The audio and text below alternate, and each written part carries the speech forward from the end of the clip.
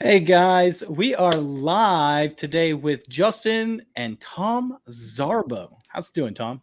I'm doing good. I'm doing very good. I'm glad to be here. Thanks for inviting me, guys. Glad to have Yeah. you, man. What are you talking about? You're the star of the show. We're just the bums that tagged along. I'm the old guy. I'm looking in the picture and my hair, it blends right in with that white background. It looks like I'm totally bald. I should have done something with that, but too late now. So me and Tom have been working in the background doing a speaker design. It's really cool because I've been kind of hounding Tom. Tom, how long? We met at Parts Express. Yeah. What was it? The Parts Express speaker design competition, and they called it Midwest Audio Fest back then. They're now Right. Mm-hmm. And in fact, by the way, just an aside before we get there, if any of you guys are interested in going to Parts Express design speaker design competition, is coming up this August, beginning of August. I think it's August 5th and 6th. I'll be there. So I'd love to meet you guys. Love to talk to you. If you have something to enter in the event, enter it. Otherwise, just come and see the speakers. I think it's pretty cool to see the speakers, don't you? Yeah. It's when I went the first time with my father that one time, I was just flabbergasted at how good some of those speakers looked and how good some of them sounded. I said, I'm going to build something and I'm going to come the next year. And I did. And so it's dangerous. By the way, Tom is no joke when we talk about speaker designing. And this is one of the reasons why I really wanted to design with him is he has won or placed in like every one of the ones that I've been to that I've seen Tom enter a speaker. And he's either like won or placed. And that's a pretty big feat. So he knows his speakers really well. And absolutely he does. And when Nick let me know that Tom was going to be on the show, I was thrilled. If you haven't had a chance to look up his channel and look at the stuff he puts out, this man is a true craftsman. He knows what he is doing. He knows how to make a speaker look good. He knows how to make a speaker sound good. Like Nick said, this guy goes to the show and wins the trophies.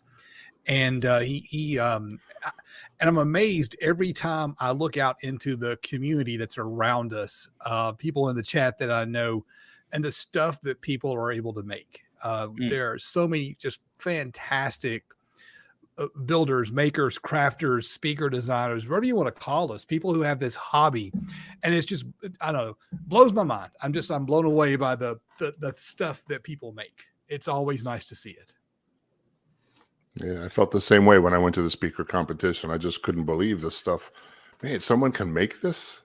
It's yeah. So if you can get to that thing, just try to go. Even if you can't build something, go to the speaker design competition and check it out at Parts Express there that Parts Express puts on and go ahead and check out some of the speakers. That's at their headquarters, Parts Express, right? Well, yeah. It's in Springsboro, Ohio, but it's actually, I think they said it's going to be at a church this year. The actual competition itself.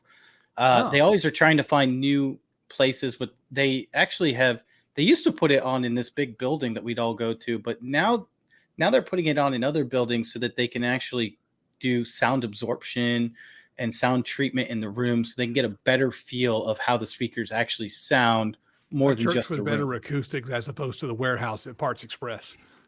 Yeah, I guess so. Well, they never did it in the warehouse, thankfully. The church was pretty cool. It had a nice open area for everybody to hang out, and it had a couple of different rooms to listen in. I did go last year. It was kind of nice. It was good. You could tell they really put a lot of effort into it, and of course, people gave feedback, and they'll probably make a few changes. But yeah, they really did a nice job last year. It was fun. And by the way, we will probably say the word Parts Express a lot. We are not being sponsored by Parts Express for this video or anything. Parts Express did send us the parts, but Parts Express did not pay us for any of the stuff. They just wanted to send us some parts so that we could build something cool. And so we reached out. I reached out to Parts Express, said, look, me and Tom want to do something. I met Tom a few years ago at Midwest Audio Fest. I love the design. I was always impressed with Tom too, because I'm sorry, Tom, I'm just going to talk you up real quick. Before really YouTube was, there was a speaker design team where Parts Express would send parts to people and they would design speakers and then they'd put it on the website. And Tom was part of that team. And so I had always known Tom because of the forum on Parts Express website. And then also, the speakers he had designed for Parts Express and all those things. So when I had the opportunity to design a speaker with Tom, I said, we got to do this.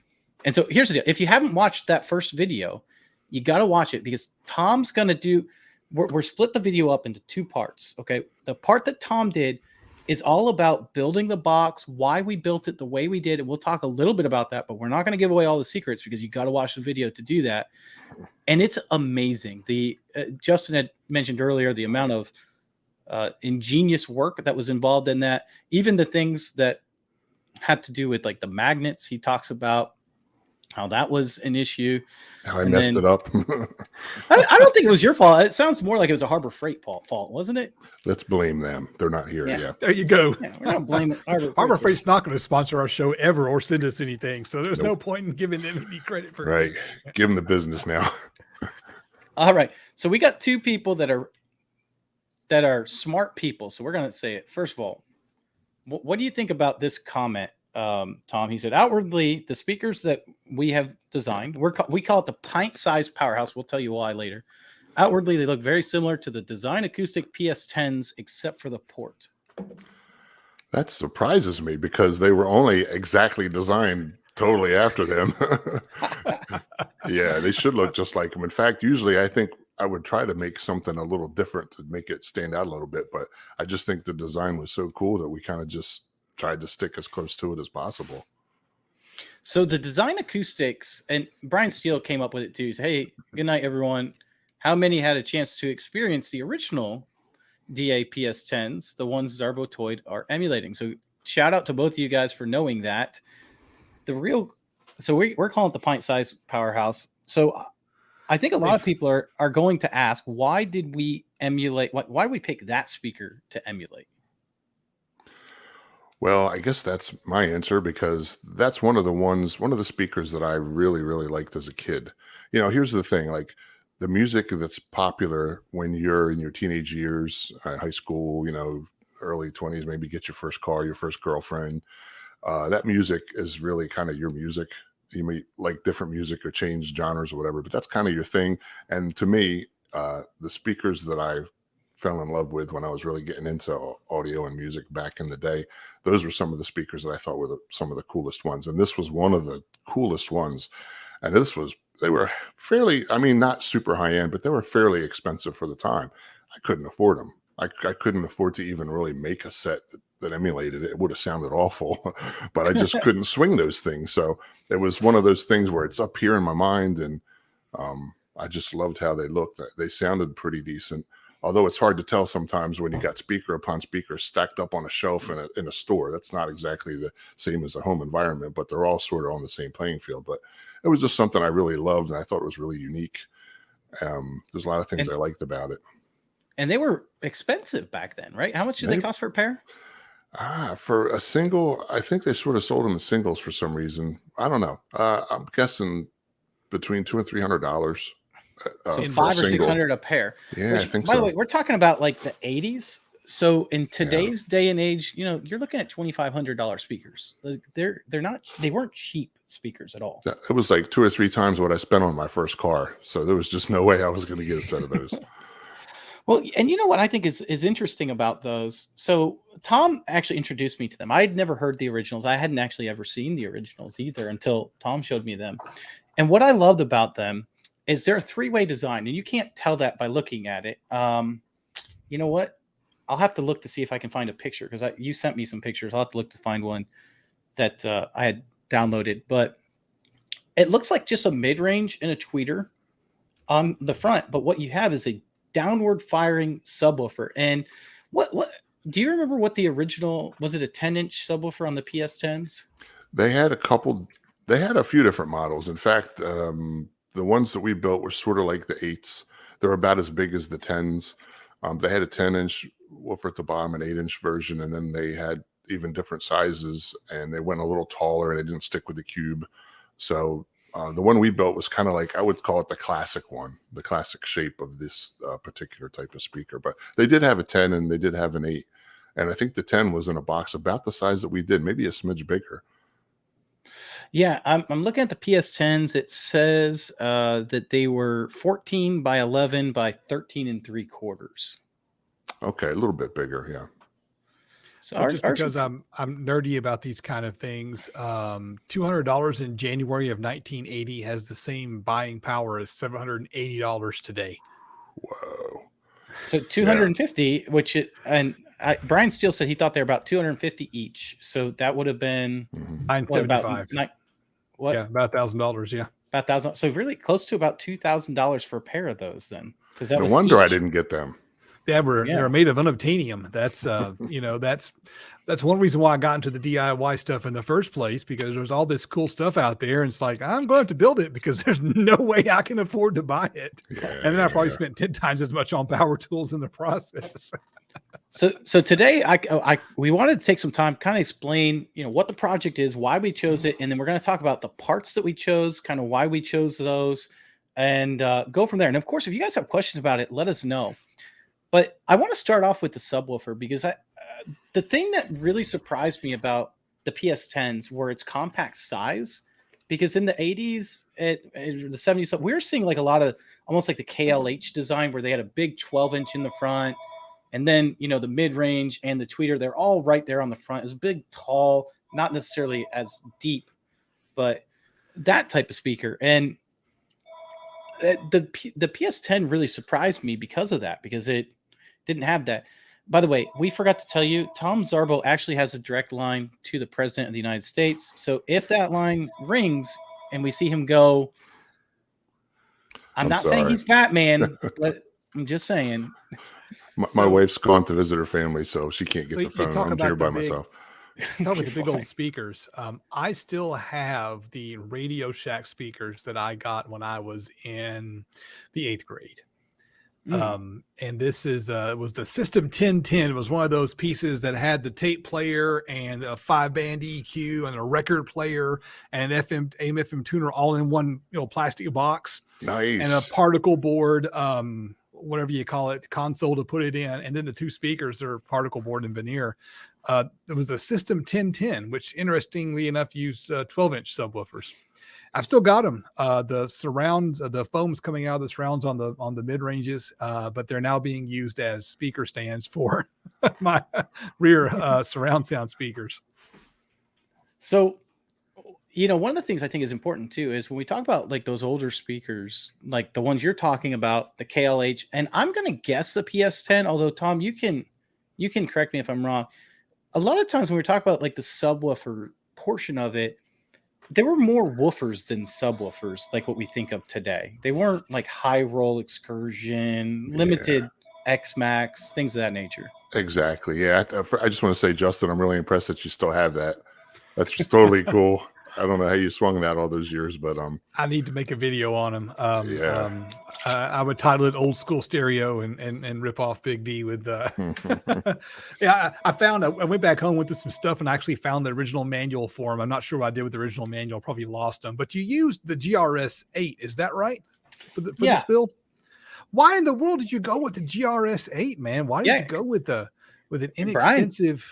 Brian actually asked it. I'm wondering why they didn't consider the RS10HO model. It can go in a NAT-sized box. Why did we choose that, Tom? I'll say this. I've got a pair of the RS10s that I need to do something with. True. I'm probably going to build a box with them sometime in the next 2 weeks. They've been sitting around for a while, but those are almost $200 now. And so they're not cheap subwoofers anymore.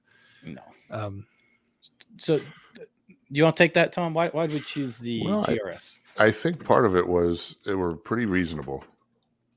And they have a lot of excursion, and we would be able to, or you would be able to DSP the heck out of it any which way you wanted to, and not really have a fear of pushing it too hard. Right. Because one of the things that we wanted to do is still keep it affordable, right? Like we wanted to do something that other people could build and still sound great without breaking the bank, basically. Mm-hmm. The other issue is that we talked about is its power output, right? Like its power handling is 150 watts RMS, and the amplifier that we're going to be running off this, and we're going to talk a little bit more about this amplifier, is the KBD 4100x4. And so the max that we'd ever get out of that for that subwoofer is going to be about 100 watts max, and we're probably not even going to give it that much wattage. But with that in mind, it really doesn't make a lot of sense to necessarily, in my opinion, go up to a very, very expensive subwoofer. And the amount of excursion that this thing has is unbelievable. Now, the problem typically with going with a high excursion subwoofer in a small box is port noise, right? Right. And so what we're doing, and the reason why we're going to use the KBD 4100x4 is because this one has a built-in DSP that we can hook up to the computer and DSP it, so we can throw a high pass on the subwoofer that's going to protect it not only from you playing too low of a signal, but also keep that port noise and excursion in check. And so that's one of the reasons why we did it. The size box that we needed, this fit perfectly in the size box that we wanted. And I don't even know, do you think we could even fit a 10-inch in the way that we built the box? I don't see how. I mean, if you look, one of the things I wish I had done is given everyone a better picture of all the stuff that's inside the main cabinet. But there's a 2-inch vent with huge bells on either end to, flares.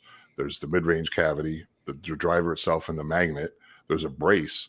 I mean, everything in the cabinet is probably almost 1/4 of an inch away from touching every other thing. It's just really snug. I actually had to put my engineer cap on and try to figure out how to get this all to fit. But at 10, that would be really tough to get that in there physically. I mean, yeah, just the port alone, getting the port in the mid-range box. Like if you notice, the speakers on the front are offset. And the reason they're offset is because of trying to get everything in the box. Mm-hmm. Yeah, once you start trying to figure out if this goes here, then this has to go here, and then that doesn't leave enough room for this. So before you know it, you kind of it narrows itself down to only a few choices. And to be honest, too, with the GRS, the 8-inch one that we picked, that one got really favorable talk on the Tech Talk forum, Parts Express Tech Talk forum. A lot of guys, a guy named Johnny Richards, who's somebody I really respect, said that was a really good one. So if he says it's good, then I'm pretty much thinking it's probably pretty good too. And this shows you kind of what we're talking about. So the speakers are offset. And that's typically something I don't like to do, but it's something we did in this one. It does cut back on diffraction because we have a different, for those of you who've been following my channel, you know that there's a different length here, and here, and here, which cuts down on diffraction. When your lengths are the same, then it's going to diffract at the same frequency. So, we got the positive there, cutting down diffraction by doing that. And then we had to offset it though, because of the vent and everything else. And I if we did a 10-inch, it would definitely have to be a smaller magnet. I think it would have to be a single magnet. It couldn't be anything with a dual magnet. Yeah, and it would have to be a bit bigger too. And I was willing to go bigger, but you wisely said, "Hey, Tom, let's not make this thing so big that that's as big as the speaker we're trying to, replace." I mean, with, so you did have to ship the darn thing, and shipping, big heavy boxes are expensive to ship. Yeah, found that out. Yep. Well, here's the other thing too, is what you mentioned the shipping part of that. So originally we had come up with a couple different designs, and originally the first design, and Tom had come up with it. I'm taking credit, and it's not fair.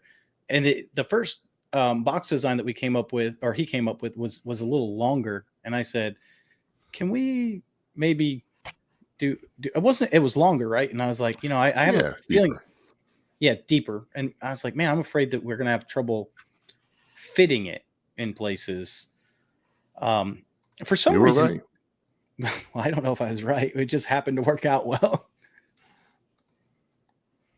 Well, that sort of design, actually, I've sort of stolen that with a lot of subwoofers that I've made.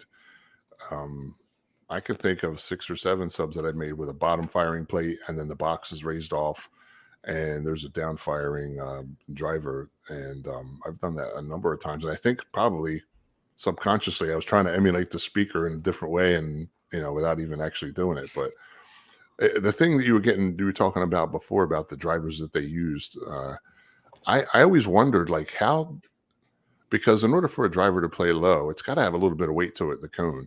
And these were down firing woofers. So how did they, because when you have a sealed enclosure, generally the suspension of that woofer would be looser. Yeah. So a loose suspension on a driver that's facing down, I would think it would tend to sag I don't know. And they, let's be honest though, back in the 70s and 80s, they didn't do a lot of stuff that we know now to do, right? Like now we know the SAG formula. We can figure it out. It's actually on Parts Express website. You can go right to Parts Express and check out the SAG formula. Did I say Parts Express? Yeah. Okay. You can go to Parts Express and do that. You said Parts Express. Yes. Okay. I couldn't remember if I said Parts Express. Thank you. But Let me take a sip real quick here. Excuse me. Parts Express. Parts Express's website. You can check out the SAG formula. And then they also, a lot of times when you saw those three ways, they were all one cabinet. So you saw the subwoofer and it was in the same cabinet as the mid-range. I had some KLHs that actually came from like 2000s, and the mid-range and everything was in the same cabinet. It wasn't a sealed mid-range. The subwoofer was just affecting the mid-range the whole time. They were very inexpensive speakers. They were like $100 for a pair. So, but that's what you get. And so we wanted to make sure to do it right, but in the same instance, also make it better. And so I think we tried to stay around the same $500 budget while building this, except today's day and age, like that's a significantly better value than it would have been in the 80s. Yeah. Yeah. The tweeter, I haven't used that tweeter before. I sort of wanted to, but it's not real expensive. It's not a $40 tweeter. It's in the 20s. And the midwoofers, I think that's a pretty good, midwoofer. I don't think it's nothing exotic. So all the drivers are like pretty, I would say reasonable, Oh yeah. We did pick up this. So this is the mid-range that we chose. They call it a woofer at Parts Express. But the reason why we did this, the reason why I wanted this, I fought for this one, I'm not going to lie, was because it did have the copper shortening ring on it, low distortion, which helps lower distortion. And then it does have some decent X-Max capabilities, which when we're done, the KBD 4100 is going to have a couple different potentiometers on there, most likely 3, but one of them is going to allow you to power just a subwoofer, like turn the volume up of just a subwoofer portion, which I think will be really neat. So this will be almost like the Dynas in that regard. So that you'll be able to get some really crazy bass out of these. And then the other portion will be able to turn up the treble and the mid-range portion of the speaker. And we both wanted to make sure that we could put these in like a living room setting and listen to these, fine without having crazy distortion. Hey guys, I want to jump in 2 things real quick. First of all, I want to say hi to Bobby Burkett. Bobby B just jumped into the chat. He's my newest patron. So I love it when I see my patrons hanging out with us here. And I have, if you want to show my screen, I've gone through Tom's video and I found the cardboard mock-up that Tom did. So Tom, he's slow about putting out videos, but the effort he puts into the videos are amazing. He did a full cardboard mock-up of this before he did any woodworking. And when they were talking earlier about how tight the tolerances were inside of this enclosure, yeah, there's no room for anything else in this thing. This is pretty tight. Look at that port, by the way. Is that one of those 2-inch precision ports from Parts Express? It is. That's before I cut the 2 inches off of the length of it. And then there's also a brace that fits sort of underneath there. And then there's the driver with the big double stack magnet. So it's stuffed in there. It's really crowded. And I've got a question about the subwoofer for y'all. Is there any acoustic advantage to having the subwoofer fire down onto that base plate? Do you get any kind of loading or anything like that? Does it make more bass? I was waiting for Tom to answer, but if he doesn't want to, I will. Go, Nick, go. Not that I'm aware of. I mean, the advantage is space saving, right? And that's what we're trying to go. I think the disadvantage would have been rear firing it, because when you rear fire a subwoofer, and although we did rear fire the port, so there will be some placement issues. What I mean by that is, depending on where you place it, the port's going to react differently with the corner. Like if you corner load it, you'll probably get a little bit more bass out of it. than you would if it was just maybe a sealed cabinet.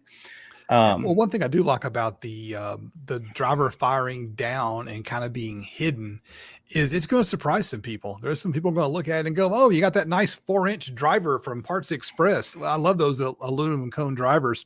And then you crank it up and the bass drops, and they're all like, "Wow, I didn't know the 4-inch drivers from Parts Express could up about that much bass." Exactly.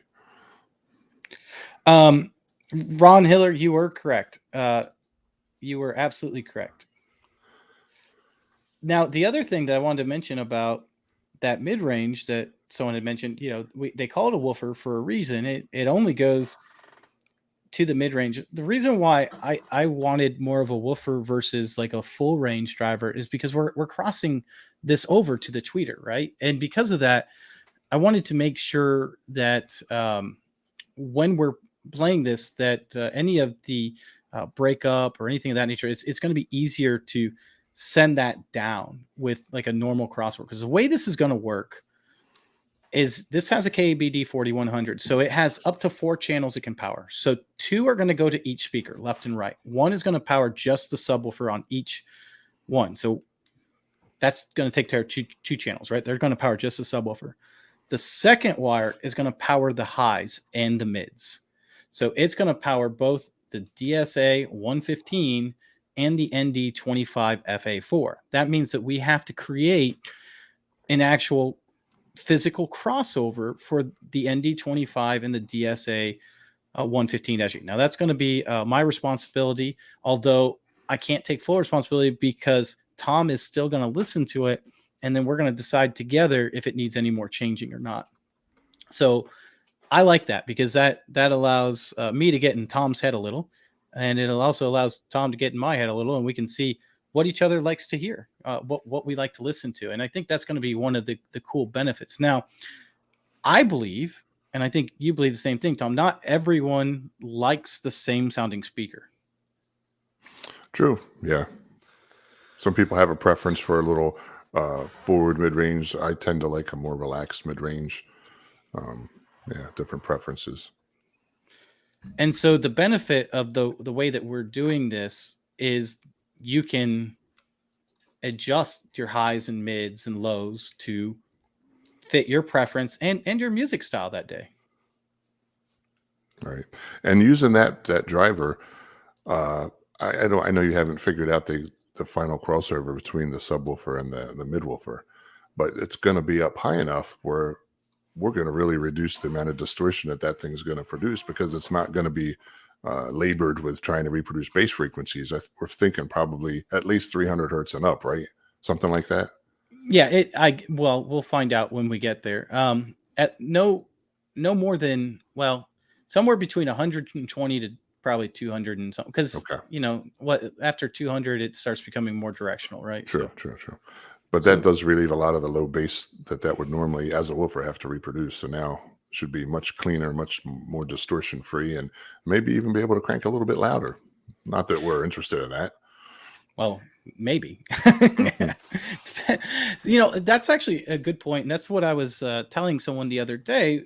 We were talking about designing a speaker, and Per Listen makes some pretty cool speakers where they have a tweeter, and it's followed by two other tweeters and then 2 woofers. So it's almost like an MTM, and they make it so that it's in a perfect circle. So you can actually like turn it. So then you can use it in like a center channel or, up high.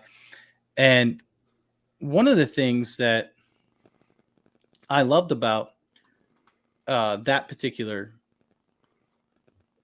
speaker, or one of the things I like about that, is if you use the right mid-range in there, like a small mid-range or whatever, like you said, as long as you're not asking it to do much, even if it's low sensitivity, you can cut out a lot of the distortion because you're not asking the speaker to do stuff that it shouldn't be doing, basically. Exactly. If you run a sweep on like a subwoofer and you start at 20 hertz, the cone's flapping like crazy. It feels like it's going to take off. You go up to 40, 50, 60 hertz, it's moving a lot less. By the time you get up to 100, it looks like it's hardly moving at all. So we're eliminating a lot of the stress that it's going to face. And on the same end, if you're trying to play that same subwoofer to 600 hertz, The distortion often gets worse up there too. You get cone breakup, which causes the distortion in that area.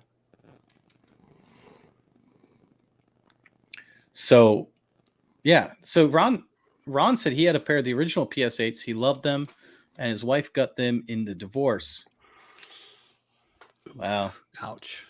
Yeah, that stinks about the second part, but that's awesome. And now you have a chance to maybe build another pair. I'm going to say a souped up pair.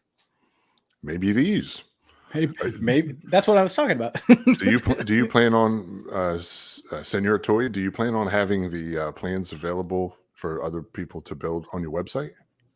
Yeah, they'll be on the website. So they will. There will be a cost associated with buying the plans. We'll include all the stuff to do that. It'll be inexpensive, but it just helps us maintain the video. And by the way, just so you know, me and Tom are evenly splitting the cost of the plans. So any money that comes in, you're supporting Tom as well. And it's really important because when you're starting out a YouTube channel, a lot of people don't realize how hard it is to be invested when money's not coming in. Right, Justin? Yeah. Those early days when there's absolutely $0 flowing in, it's kind of hard to get things done. Yep. Yeah, and by all means, Tom, Tom, if I'm not mistaken, this is your first sponsored video too, right? It is, yeah. Yes. Yeah. Up until this point, Tom has been buying all of his components. So, keep that in mind. Like, even if you don't want to build them, even if you're just interested in seeing the design and what went into it and things of that nature, that money will go back to Tom being able to buy more parts for the channel. So Tom Z is my favorite influencer. DJG, I guess you should definitely buy at least some plans from Tom because Cool. Thank you. I've got some woodworking questions for you, Tom. First of all, when you do the iron-on veneer, what kind of adhesive are you using? I've heard of some guys using like Type On 2 or whatever. I've always from the beginning I've used this stuff called Heat Lock. It's from a Heat Lock. It's sort of brown. It comes in a pint or a gallon jug. You get it from veneersupplies.com. I think it's also Joe Woodworkers is the guy's name too. But it's Heat Lock, and it's specifically designed to roll it on with the roller, let it sit for half hour, 40 minutes, and then iron it on. It's like molecularly designed to kind of like tack up, get not sticky, and then reactivate when you put the iron on it. I know you can do it with Type On because guys have done it, but this stuff's like, and I've used this for years, like, I don't know, maybe 10 years, 10 years. And I've never had anything fail or delaminate or anything. And it's like, it's actually kind of therapeutic to put the sheet on there and just iron it and have it be stuck. It's really fun, actually. It's perfect too. Like when you see, well, you'll see the video. If you watch Tom's video, you'll see how good it is. I mean, he did a fantastic job. No bubbles. I mean, I've seen people do veneer where there's bubbles and stuff. And nothing. I mean, it's perfect.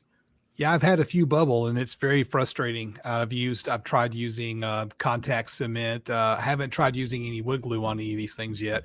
I've tried using spray adhesive, and that looks so much better. I want to try it. I'm going to pick some up at some point. And what is this other stuff that you sprayed on? Veneer tamer. It almost looks like a joke, like maybe someone put a cool label on a bottle of water. What is that stuff?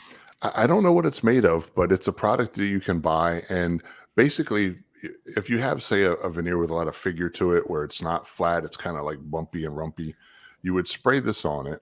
You'd put some paper towels top and bottom, and you'd put like a heavy board on it to flatten it. And after a day, you take it out, and it would be flat. It softens the fibers and allows them to take whatever shape they you kind of put them into. So, and then also conversely, if you're trying to curve something with the veneer and it doesn't want to do it, you can spray this on and it just softens it up, softens the fibers up, so you can really get a much tighter of a radius. I've had problems wrapping veneer on a radius, and I see you do it in your videos and it's flawless, and it's like, well, why does mine suck? It's because you know what you're doing. Well, I use different kind of veneers too. I mean, I use that to, if that was a 1-inch radius, I think that I was using that, And I probably could have got away without it, but it did help and made me feel a little better, like it wasn't going to crack. But I was using paper-backed veneer, which is like a phenolic. They say it's paper, but it's not really just paper. But it stabilizes the veneer so they can ship it and it really stays together and doesn't come apart. I'll show you if I can. We're going to show my screen real quick here. Let me get the video up. There's the oops, that's not it. Hang on. Let me find a different screen. 1 second. Here's what I usually use whenever what? I was looking at the veneer tamer. It was awesome. The veneer tamer. This is what I usually use. I use this from Parts Express. The Bandit is the brand, and they have mahogany, and several other stuff. I don't know if Bandit is a Parts Express brand. I've never seen anywhere else. That's good stuff. And I've used that before. Okay, yeah, that's paperback. So, that's a thicker type of veneer. Where do you get that from? And it's going to have a harder time going over a curb because it's thicker and has the backing. And would the veneer tamer help go around a curve? Yes, I got it from Parts Express. As long as you spray it on the right side. If you spray it on the wood side, and don't do what I did, spray it on the back. But if you spray it on the wood side, it sprays on the wood side. Oh, it sprays on the wood side. Yeah, when I did that, I screwed up. Yeah. And you don't get your veneer from Parts Express. Where do you get your veneer from? I do occasionally, actually. But I haven't for a while because I buy bigger sheets and I buy a lot of them. I have a lot of veneer stored up. I usually buy it from the same place, veneersupplies.com. And recently I've even bought some, hate to say it, but I saw some cool patterns on AliExpress and I purchased a few from them. One of them came all banged up. Believe it or not, they put like a wrap of craft paper around it and shipped it that way, and it came destroyed. But that's it, just craft paper. Yeah. But then after that, I told them, and I got a few different ones that were man-made, reconstituted, where they cut up the wood and they kind of glue it back together and dye it or something. I don't know how they do it, but they were thinner and they had a fleece backing. Oh.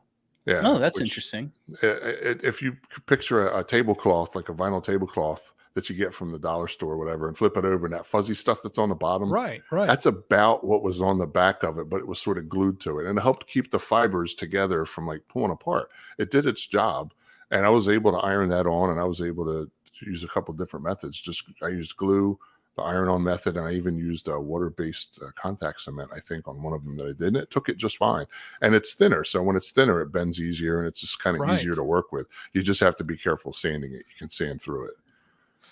Now, some people are going to want to see Tom's work because people keep talking about how good of a finisher he is. So I'm going to mention this. I said earlier in the video, I'm going to be at a Parts Express speaker design competition on the 4th and 5th, and I am going to try my hardest to bring a pair of these speakers that we're talking about today, the Pint Sized Powerhouse, with me. Now, unfortunately, Tom's not going to be able to make it, but either way, we should have these set up so that you can at least listen to them and experience them. So if you're near Springsboro, Ohio on August, I think it's 5th and 6th, check it out. August 5th and 6th. I think so. I'll double check that. And if you're buying an order of speakers and crossover parts from Parts Express, and it's a smaller size cabinet that you're covering, it just makes sense to get one of their veneers and just throw it in the cart. I think they're 2x4, but that's usually enough to do a small pair easy. So, and it's good stuff. It really is good veneer. It's high quality stuff. So, and by the way, it was August 4th and 5th, so off by a day. That's a Friday and Saturday. So this is confusing to me. So maybe Tom or Justin, you guys have an answer, because I have an answer, but I don't. Hello, I've been thinking about building a speaker with 2 separate chambers separated with a passive radiator. The box that can be closed or ported, or even use another passive radiator. I'm not quite sure. Do you think he means a driver on either side? That sounds like a series tuned bandpass where you use a passive radiator inside the enclosure instead of a port tube. Because separated with a passive radiator means there's a passive in between the 2 chambers. So that would be a series tuned bandpass. Unless he's saying, and this is where I'm confused. I'm not sure if he's talking about 2 subwoofers, like one on either side, separate, and that's a bad idea. Separated by a passive radiator. But if you're talking about just one speaker, a passive radiator, and then the other side ported, then that would be a bandpass of some kind. And right, maybe a I series don't. tune bandpass.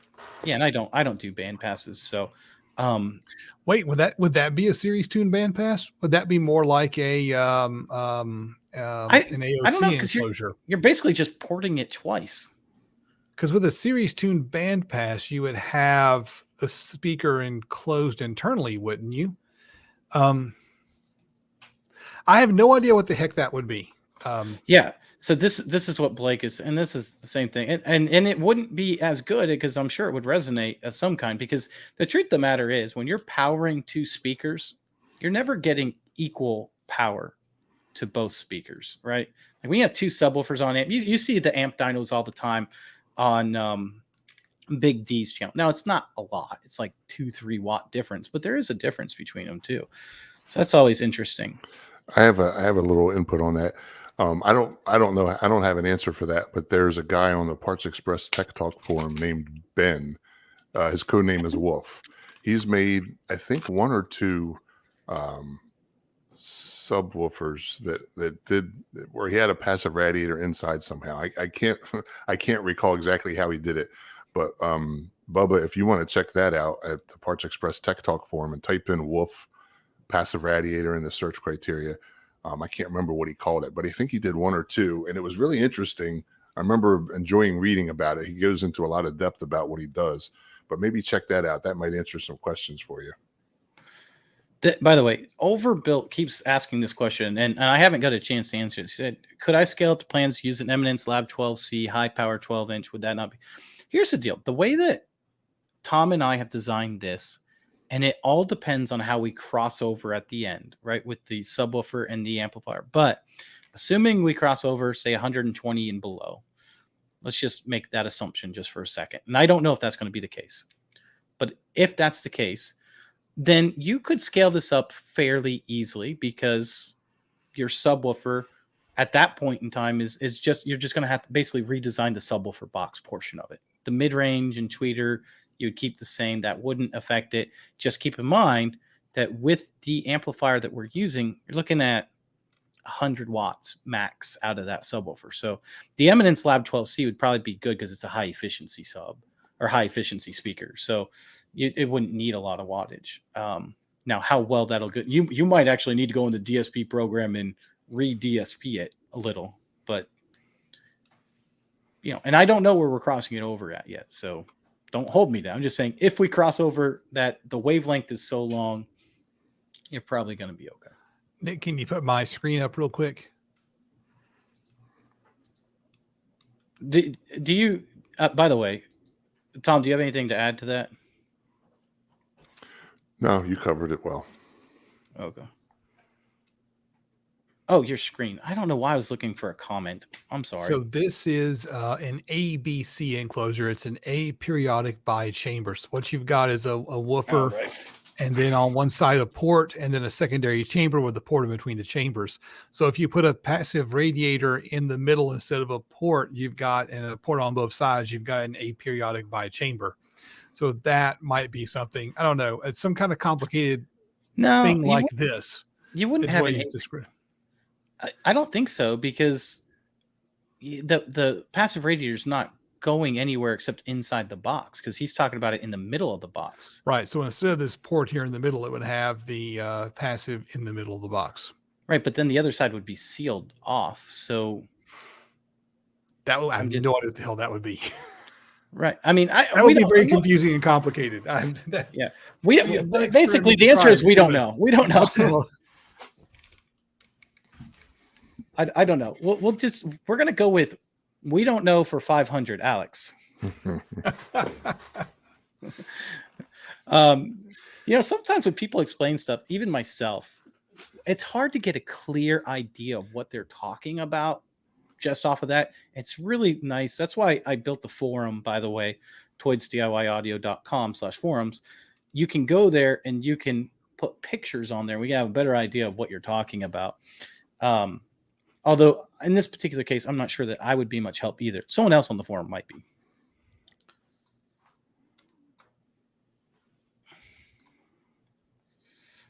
All right. Double chamber reflex is what he's saying.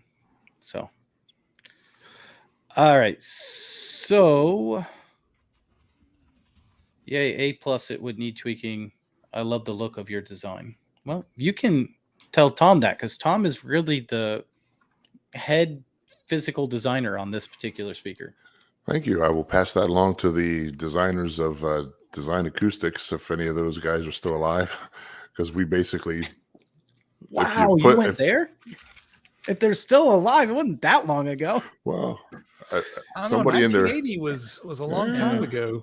It was a pretty long time ago. Yeah. My hair had a color and it wasn't white back then. So, yeah, my wife said when I did the 80s guy with the Atari shirt, she says it was pretty convincing, but you needed to dye this dark because you look really old. Yeah, you're right. I love the bodacious line. I haven't heard that word in a very long time. I had to look up 80s terms to make sure I didn't get like a 90s term and get it wrong because I know I would have heard about it from someone, you know? It might have been better for the video, you know, create some someone being like, that's 90s. That came out in 1992 with Michael Jordan. Like, well, I already had put a picture of a Radio Shack store with the new logo talking about the old stores. I let that slip. So I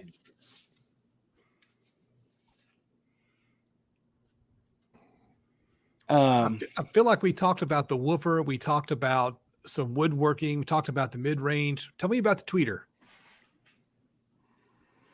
Tom, you picked out the tweeter. Yeah, I think we it's just one that I sort of liked. I was looking at and I had never used. Does it have a heat sink on the back? I think it does, yeah. Let's see. There it is. ND20. Yep. If you look at the frequency response graph, it looks pretty smooth. And part of it too, I hate to sound superficial, but part of it was I wanted to pick parts, or I was inclined to pick parts that made it look like the original speaker. What do you think, Justin? Do you think that's superficial to try to go that way? But okay, the thing to remember is that 90% of how a speaker sounds is based on if you like the way it looks. So you've got to make sure it looks good, and it'll sound better if it looks good. Yeah, I agree. And I'm half joking, but I'm not wrong. Yeah, if it looks like junk and you have a bad opinion of it, you know, I mean, I know that's maybe smooth a little and it's the way it's graphed, but it's a pretty smooth response. It looked like it was worth using, you know? Yeah. And it wasn't hard to cross over. And you know, the other thing is we have some DSP to work with if we need to, EQ, or we can do FIR filters if we need to. I might end up using Elliott Designs a little. I'm not sure on it, but yeah, it's a really good little tweeter. I was a little bit concerned when we first did it, and I almost asked Tom. Justin and I talked behind the scenes about this, and he remembers this, about talking to Tom about changing the tweeter because I was a little concerned about where it might have to cross over with the 4-inch. And I'm like, we're going to be very limited on where we can cross over. And I wanted to jump up to the Morel, and I think it was like $20 or $15 more or something. And Justin had said to me, yeah, I remember that conversation now. Yes. Yeah, and you basically had said, you know, I think you're starting to get too much money into the speaker, basically is what you were saying. Right. And so I never brought it up to Tom. So sorry, Tom. You're just not. Tom's just now hearing about this. He's like, I'm being blindsided by this right now. One night after the show, after our usual show, Nick ran it by me. He was like, "Well, I kind of like this tweeter better." And I do what I always do when I'm trying to make decisions. I pulled out a spreadsheet and I started crunching numbers, and it's like, well, you know, sure, it's not that much more expensive, but you know, how will this change the ability of the builder of the speaker? You know, that's going to buy the plans from y'all and then buy all the stuff from Parts Express, you know, with an extra $15, is that going to kick the price up high enough that people will decide, I don't know if I want to build it or not. And that's what you got to think about when you're going to design something that you hope other people will build. You've got to make sure that you've got the parts priced out so that they're comfortable buying them. And Morel makes great stuff, but not everyone can throw Morel money at Morel speakers. Well, it was definitely the cheapest one. It was their 1 1/8 inch dome tweeter. And so then we also have the ability, you know, we're not getting as good of off axis because it's bigger, but in the same instance, we also had the ability to hopefully cross over sooner with a bigger tweeter. How about the faceplate size? Is it compatible with what we use? Because it's always an option. I mean, it was. I'm looking at it right now. I don't remember, to be honest. While you're with doing you. I doubt it. Clarified.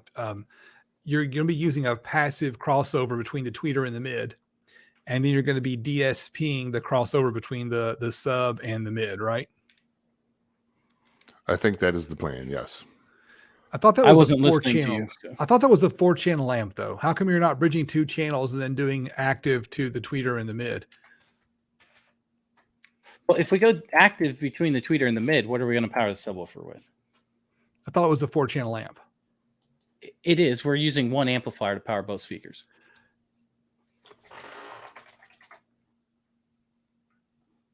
Oh, like there's 3. There's.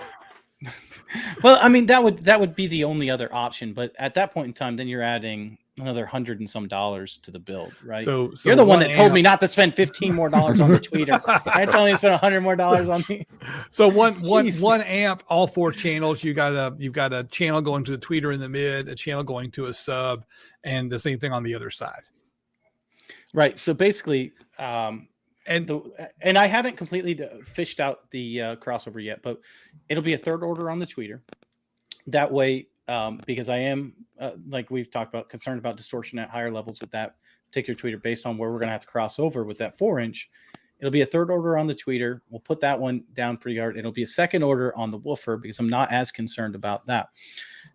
And then at that point in time, if there's any irregularities at that point in time, we'll look at some type of DSP to work on that. Now, we will most likely still use resistors on the tweeter to get it down to level versus just DSPing that just down. DSP.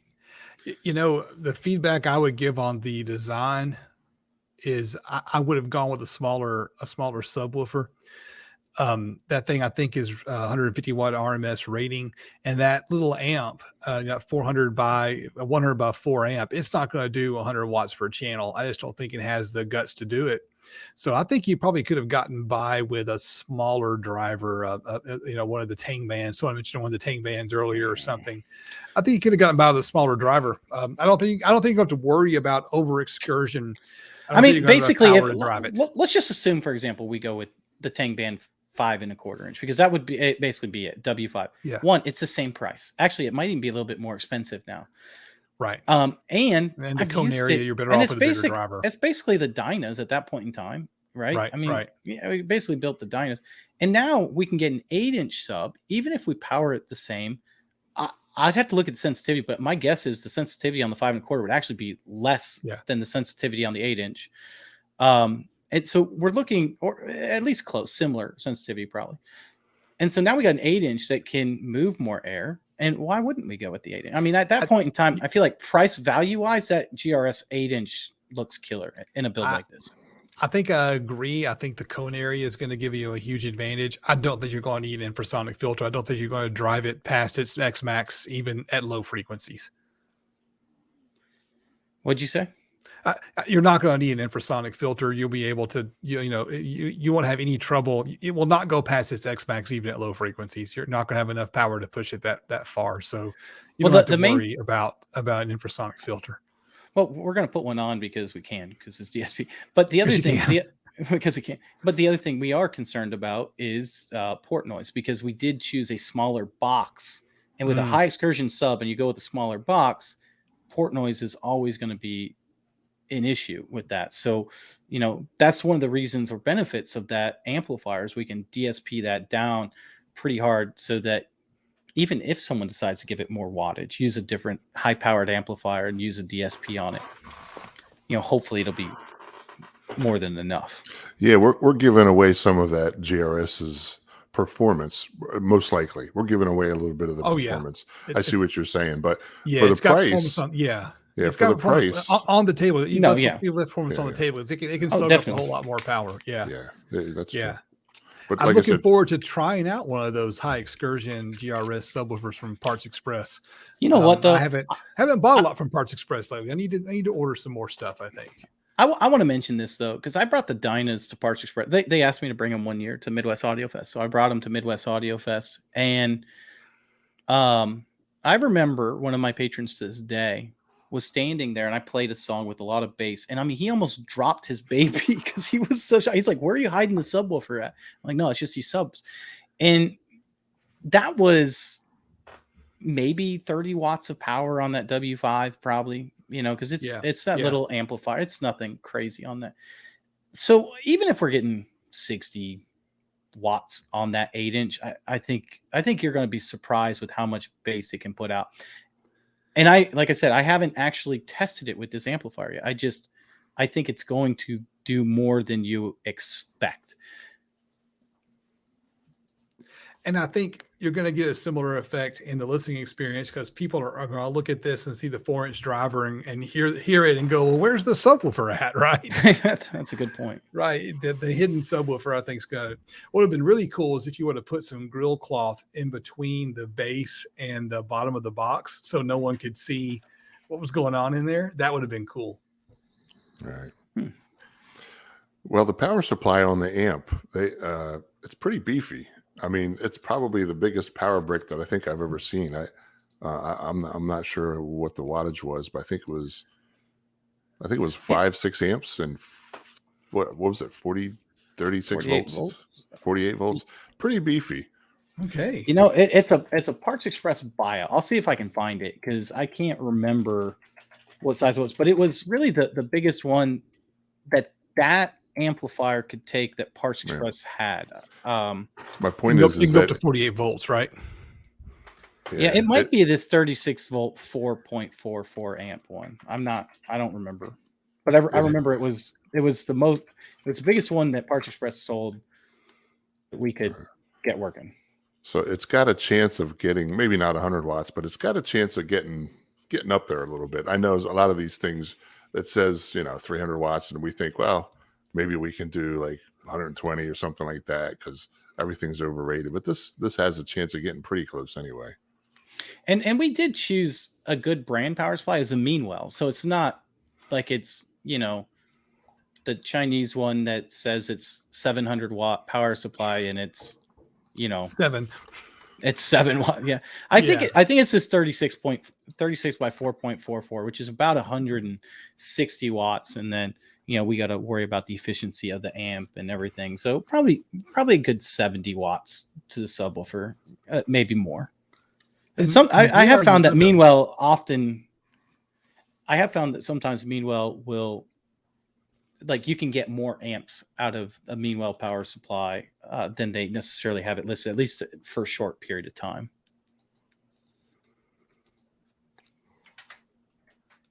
What did you say, Justin? I'm sorry. I don't know. I was going somewhere.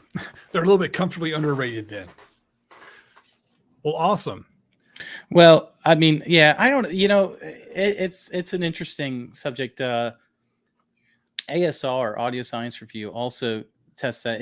The Fosse, I believe Fosse makes their own power supplies, or at least gets them built for them. And I have a couple of the Fosse amplifiers, and same thing, like with short burst, they're able to do more than the rated on the power supply, which is interesting. I don't understand necessarily the science to that necessarily, but yeah. And they did that with their newest amplifier, which is extremely, I think it's 140 watts by 2, and it's like $120 amplifier. It's crazy. All right. Yeah, I did a review on that, by the way, if anyone wants to watch that. Yeah, and Brian Steele brings a good point. Doubling the wattage only gives you 3 decibels more. Right. So, right. That's why I think they're gonna surprise people. I think I'm gonna try to figure out what the anechoic says that it would be at 70. I'm just gonna guess 70 just to be like, we've done this before, but I don't remember what the heck it was, and I can't do it on this one because I don't have it saved. So you'll just have to figure it out. Well, we talked about the sub, the woodworking. We talked about the mid-range, the DSP, the amp, the tweeter. What else about the build do you want to cover? Something that Tom brought up. So we were concerned about where we were going to tune it, right, Tom?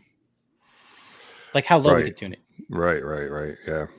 And The you learned box size got a little big, and then we brought it back down a little bit, and then it's a problem because how much vent can you fit in there?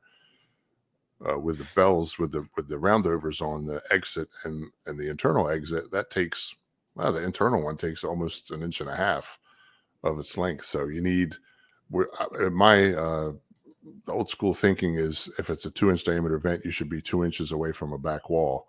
But we're closer than that. We're I think 1.25 inches away from the back wall. But because of the huge roundover, we were allowed to get, or we were thinking we'd be okay getting a little bit closer than that.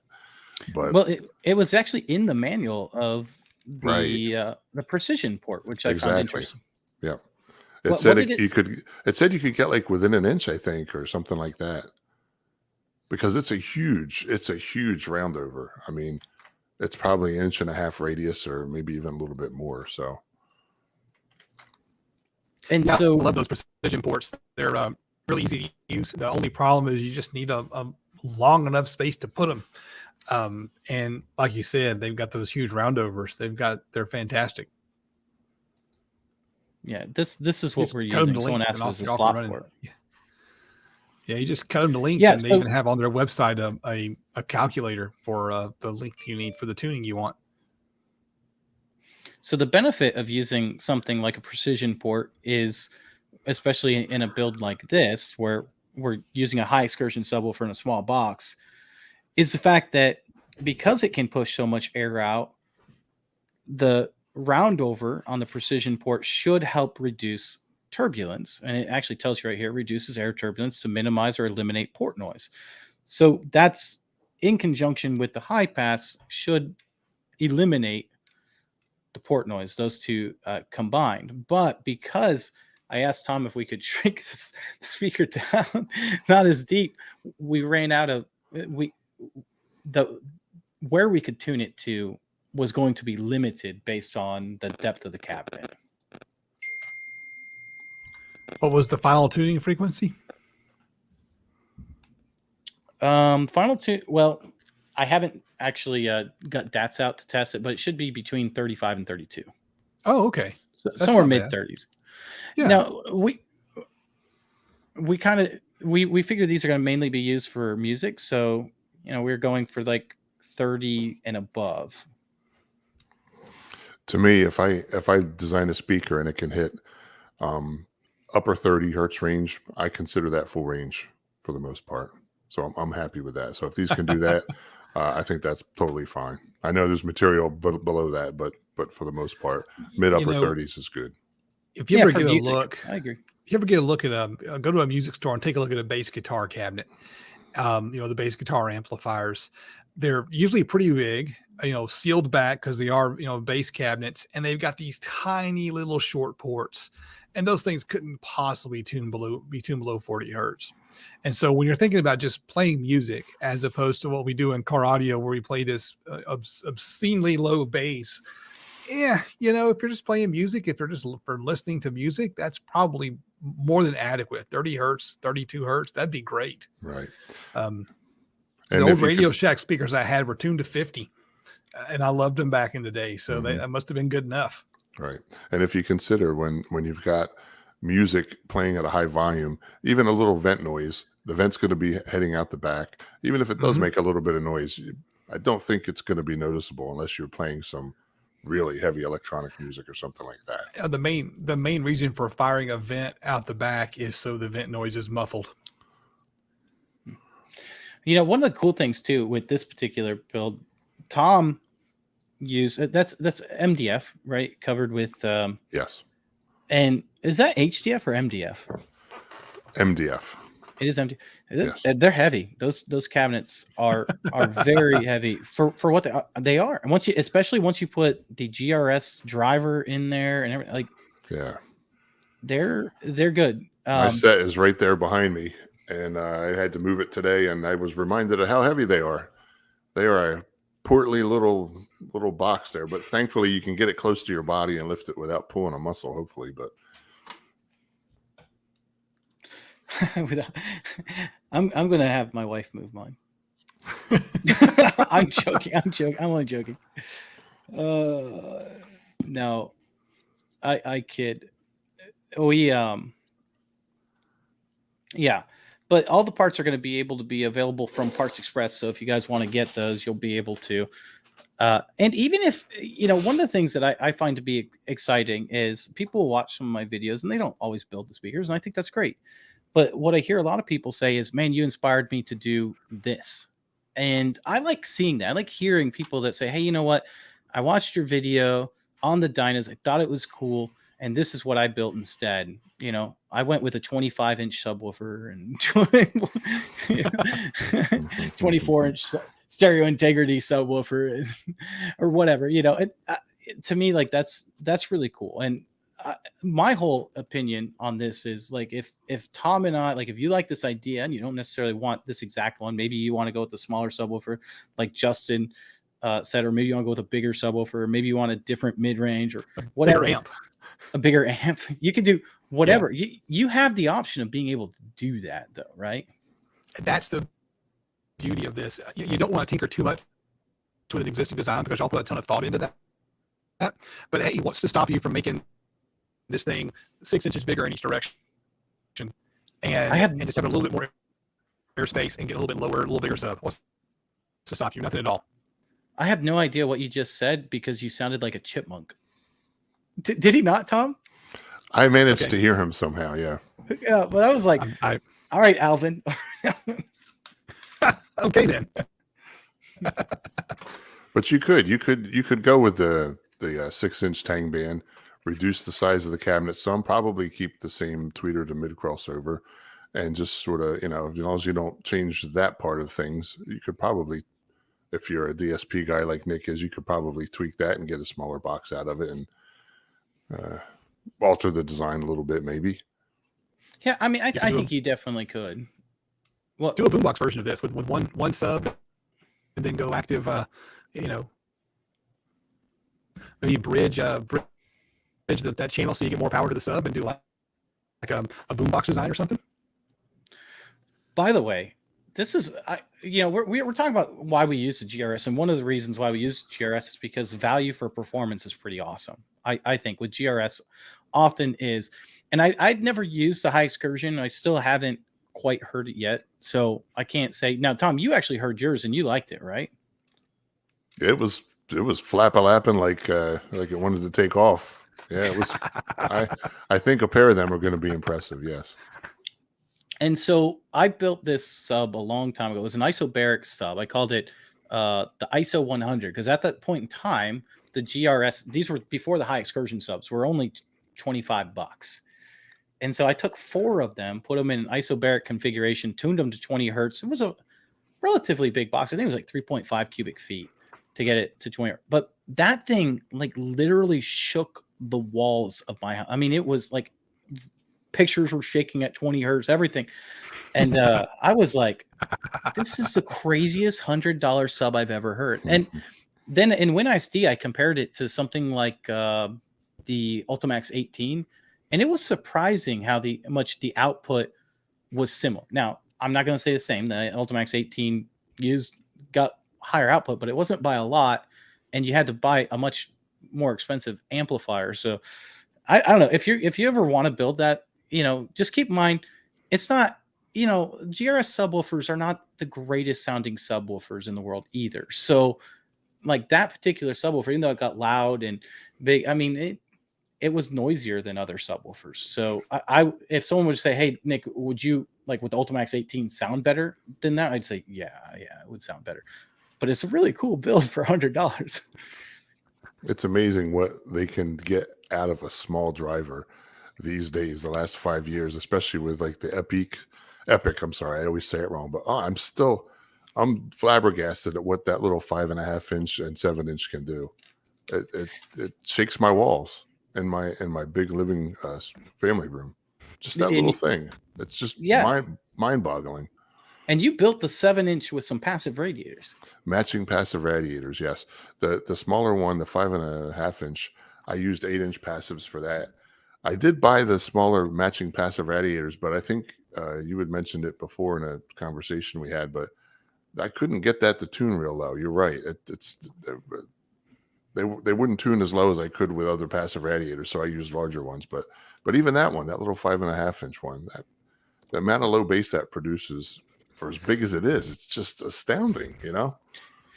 Yeah, that was the one disappointment that I had with the matching passive radiators is with other passive radiators. And people had asked me, because I built the Epic Hi-Fi, and they said, well, why didn't you do, some people had asked about why didn't I use the Epic passive radiators? One, they weren't, I don't think they were actually out when I started building that or designing that.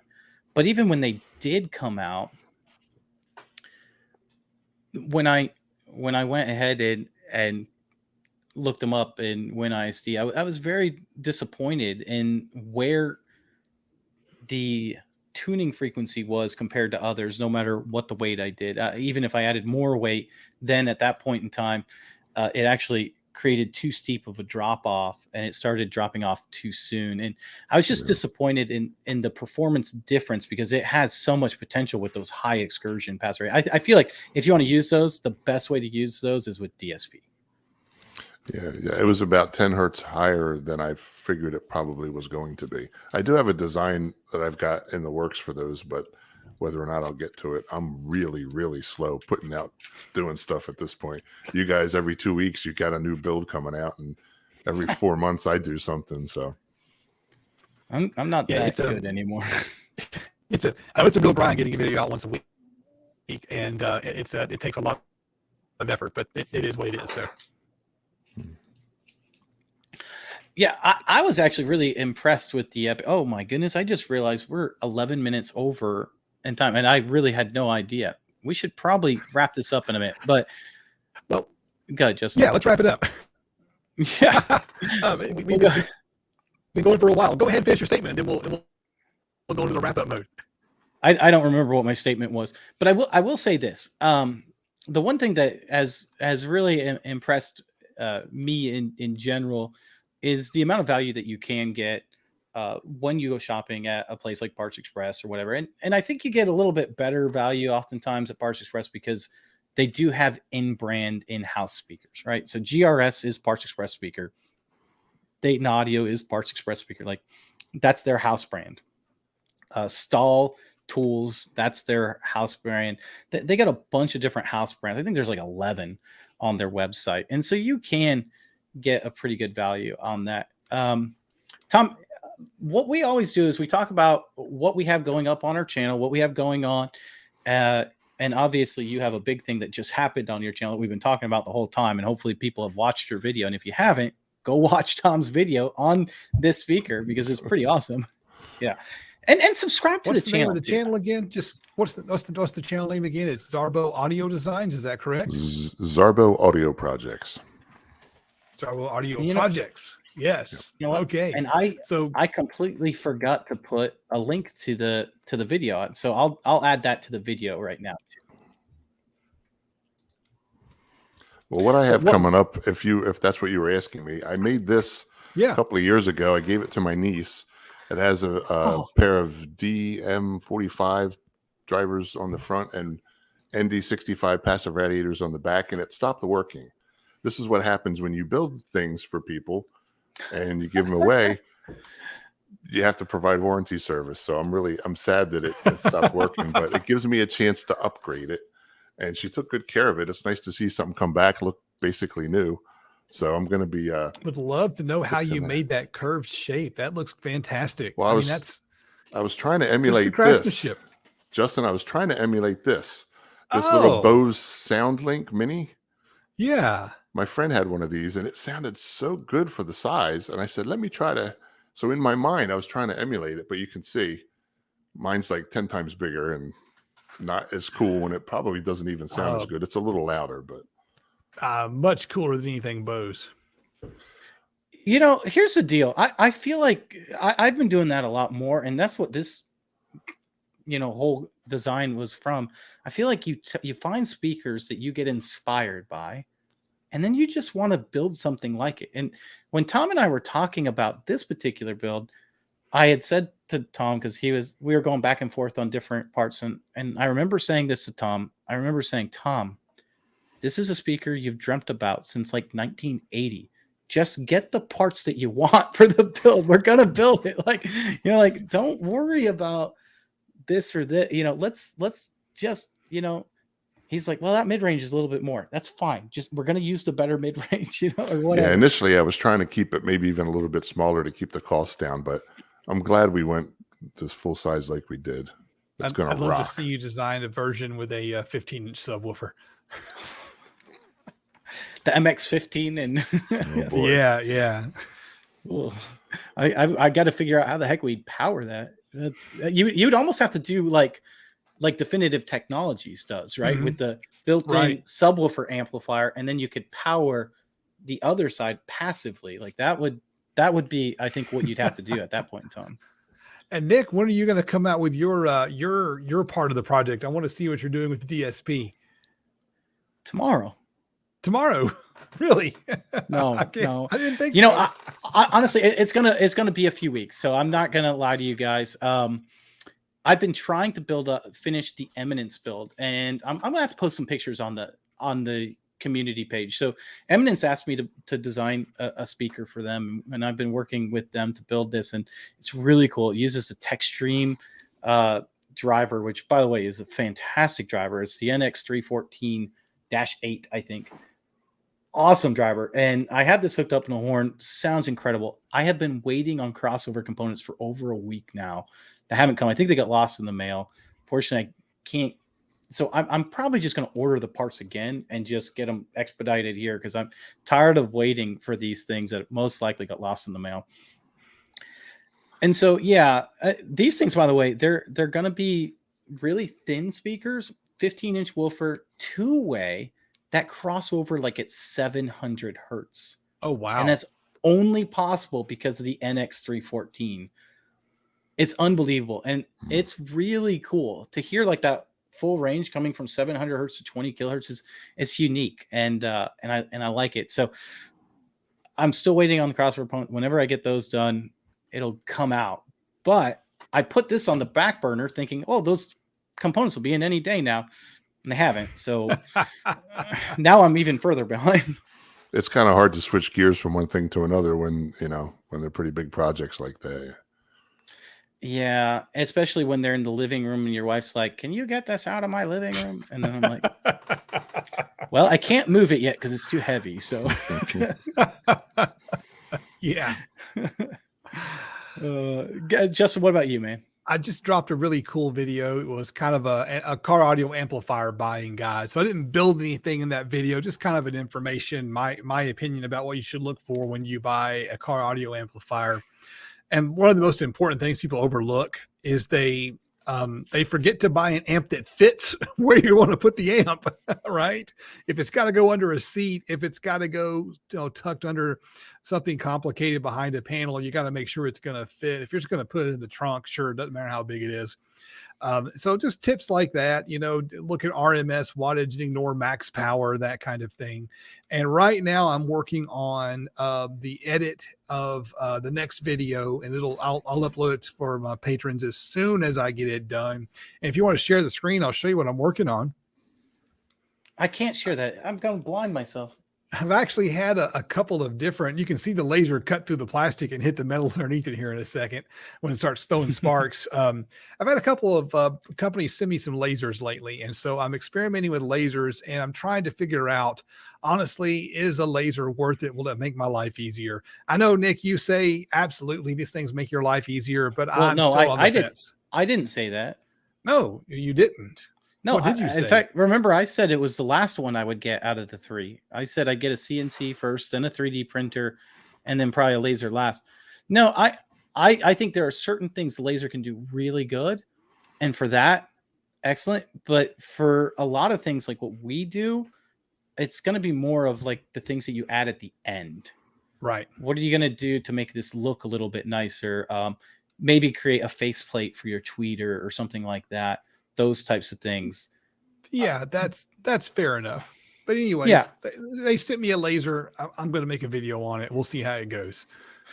I do like lasers for certain things, but I haven't used my laser since the last video that I used with it because I usually don't need it. You know, engraving your name on it or something like that's kind of cool, or engraving a cool design if you're making it out of wood would be cool. Those types of things. How big was your laser? You could cut 1/2 inch material with that laser. How many watts was that laser? 20. 20. Okay, this is a 20-watt laser, so I should be able to cut a half inch hardwood with this then. Yeah, you could cut 3/4. So every wood cuts differently. So, you know, you're gonna have to figure out. Yeah. You know, It's a question of how many burn passes. and if it's gonna burn and things. I mean, a laser takes a lot more patience than probably the other ones, Right. which is one of the things which is why I put it last on my list of things to buy. One of the reasons. I think 3D printers are a little bit easier.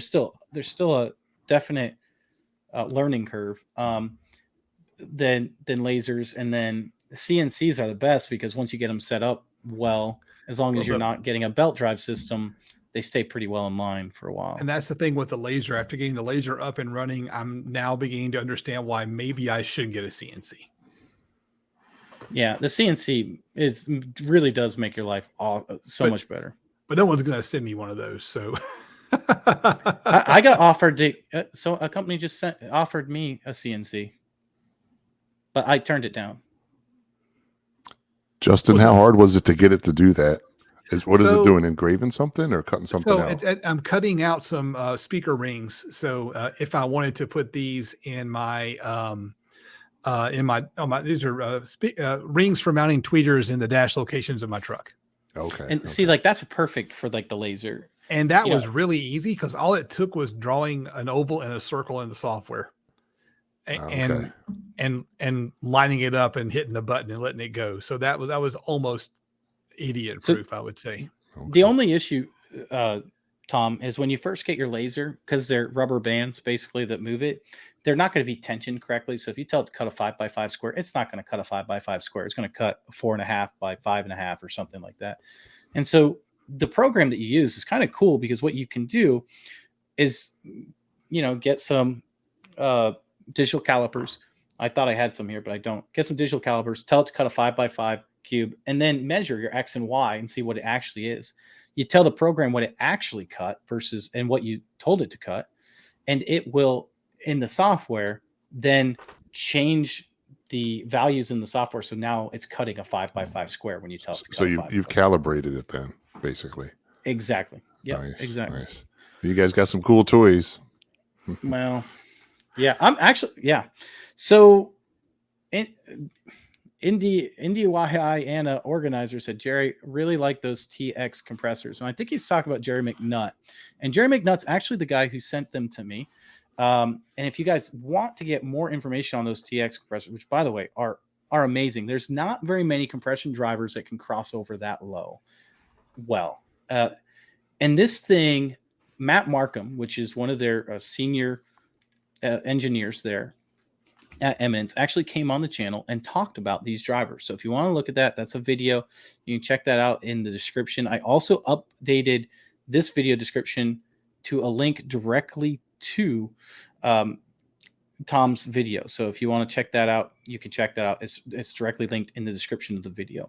So, but I definitely tell you to check out that compression driver. That compression driver, the waterfall graph is unbelievable on that thing. It's just a really great driver. And it honestly makes me want to upsize the project sometime, maybe do like an 18 inches MTM with that compression driver, because it could do it. Like it could cross over between those and still do, like, that would be so cool. You're going to need a bigger house at some point. Nah, I'm thinking like something like the PA 460s, nothing like crazy, something that'll get you a good 50, 60 hertz chest slam, you know? So guys, do you think anybody from Parts Express was watching this tonight? No, no one from Parts Express. I hope we didn't put anybody in the hospital with all those Parts Express references. I really hope. So there was supposedly Parts Express was doing a drinking game every time we said the word Parts Express, they were supposed to drink. So anyone that heard that we started throwing a bunch of Parts Express at a time, that's the reason why. Tom, it has been an absolute pleasure to have you on, and it's been a pleasure to meet you. I've always been really impressed with your work. It is of the highest quality, and I imagine it sounds every bit as good as it looks. Everyone should be watching your channel because you know what you're doing, and we're thrilled to have you on. Absolutely. That's very nice of you to say, and I appreciate that very much. And it's been great talking to you guys too. Thanks a lot for letting me hop on here and talk a little bit about our collaboration. I'm excited for the final product and to get these in the room and hear them cranked up and shaking some windows. All right, guys, we'll see you. Tom, go ahead and stay on first. All right, guys, we'll see you in just a minute. See you guys.